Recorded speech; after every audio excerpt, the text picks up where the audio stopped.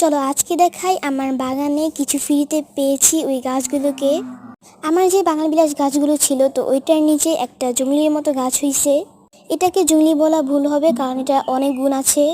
গাছগুলোর কিন্তু ছোট ছোট ফুলও আছে আর এগুলোর পাতা মাথায় বেটে দিলে মাথার চুল ঘন হবে আর কালো হবে। আমার আরেকটা হলুদ রঙের বাগান বিলাসের গাছের নিচে একটা আতা গাছের চারা হইছে। আমি একবার বিচি ফালাইছিলাম কিন্তু এটা থেকে হয় নাই। ভেবেছিলাম আরও একবার বিচি ফালাবো কিন্তু দেখো এই গাছটা আমাকে ফ্রিতে দিয়ে দিল। তোমাদেরকে দেখিয়েছিলাম আমি একটা পেঁপে গাছ রিপোর্টিং করেছিলাম কিন্তু রিপোর্টিং করার পর গাছটা মরে গেছিল। কিন্তু একদিক দিয়ে মন খারাপ হলেও আরেক দিক দিয়ে খুশি হয়ে গেল। স্নেক প্ল্যান্টের গোড়ার মধ্যে দেখছি আরেকটা চারা হইছে। ভাবছি চারাটা আর উঠাবো না কারণ যদি মরে যায়। পুর্তুলিকা গাছের গোড়ার মধ্যে একটা কলার চারা হইছে, এটাকেও ভাবছি বনসাই করব। আল্লাহ হাফেজ।